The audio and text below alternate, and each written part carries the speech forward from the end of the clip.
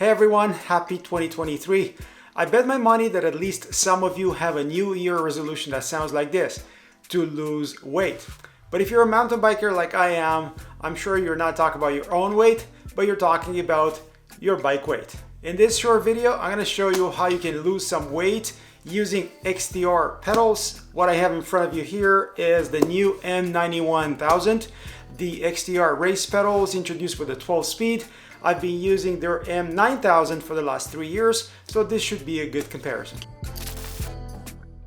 I always say that Shimano is a bit more conservative, similar to Toyota in the car world, and they reuse a lot of their designs. If you look at this new shiny XTR box and at the old XT pedals, this is pretty much identical. At one end here, you're going to have the product code. This is SPD M9100. You're going to see that these are manufactured in Japan, as opposed to the XTs that are manufactured in Malaysia. And at the other end, you're going to see all the other details about the pedals. One major difference here between the new 9100 pedals and the older either XT or XTR is that they come in two variants: M9100 standard pedal and the other one that has a Q factor or spindle that's 3 millimeters shorter. This is the same Q factor that the road SPD pedals use, so it's easier for roadies to use the XTR pedals for something like cyclocross and cross-country racing being the disciplines that they recommend these pedals for. SPD is the Shimano standard, Shimano pedaling dynamics, that's what it means. Then you're going to see that you can adjust the tension of your cleat. These are dual-sided. They can use two types of cleats. You need an 8 millimeter to install these. And finally, these are designed to shed mud. In the box, you're going to get the two pedals. You see the red bag here with an L on it. So obviously on the left side, you have the left pedal, and on the right side in blue you have the right pedal. The right pedal also has this little warning that you're going to find on all the Shimano SPDs, telling you only to use their cleats. A pair of cleats that is also included here in the box. They always provide their pedals with these black cleats. These are the SH51 or single release, and you're going to see here all the bolts necessary to install, and also these 1 millimeter tiny spacers. You can read all the information about these pedals online, scan that QR code and you get to their website. But to my surprise, these also include a user manual. They're going to show you the differences between SH51 single release cleats and multi-release that gives you more flexibility. SH51, the one included, being black in color, and SH56 being silver, and you have this M right here at the bottom. I highly recommend using these if you are new to the SPD or Clipless in general. Now, Shimano did take their time to redesign the new pedals, and you see them here side by side, new versus the old. And I'm not just talking about the fact that you don't have XTR written here at the end of the pedal, but what they say is that the new pedal is wider. Looking at it here side by side, you can see how, if anything, the edges of the mechanism here are a bit wider on the previous model, not the new model.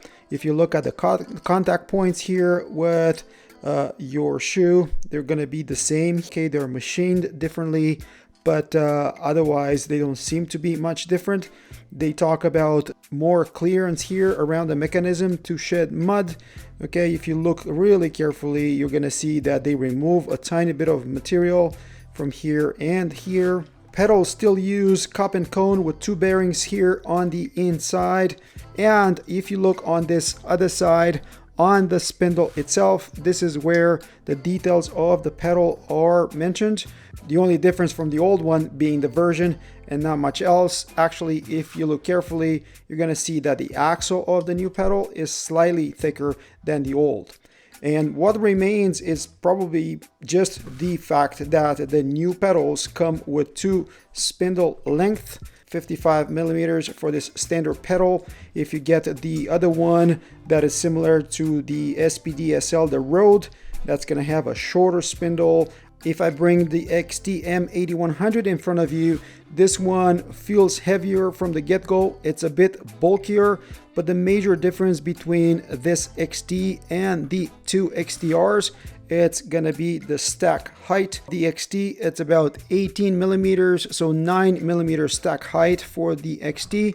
The new XTR is 16.3, so 1.15 millimeters difference, and the old XT is, if anything, it's a bit thinner at 15.6. So realistically speaking, there's no difference in stack height between the two.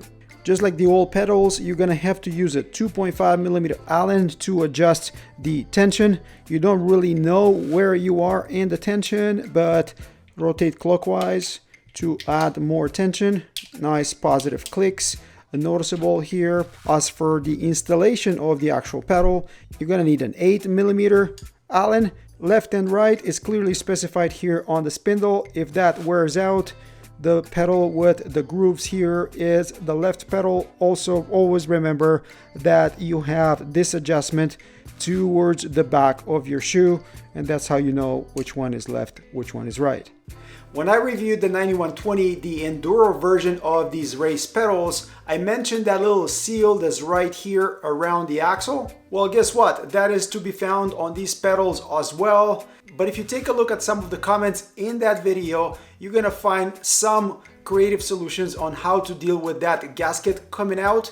And that's the only issue that I've ever heard of with these XTR pedals. Have you guys ever experienced that? Do you have a solution for us for the little gasket? Let us know in the comments below. Also, let me know if you like this kind of video, and you can do that by giving me a thumbs up or subscribing to the channel. But I started the video by saying XTR and saving weight. What's the actual weight of these pedals? So standard 55 millimeter spindle comes up to 312 grams. Compared to that, the old XTR's M9000, also 55 millimeter spindle, comes up to 306 grams. That's pretty much the weight of the 52 millimeter spindle of the new version. And if you want to save a little bit of money and you don't mind the extra weight, you always have the option to go for the new XTs. These are the 9100, and they come to 339 grams, so 25 grams difference. I got these XTRs because I'm building something as light as possible over the winter. Otherwise, I've used the XT extensively. I never had any issues with them. There's a few other vendors out there that have pedals lighter than these, but to be honest with you, I don't really trust them when it comes to longevity. So obviously I came back to the Shimano XTRs. Do you guys go for the XTRs? Do you settle for the XTs or even the cheapest M520s?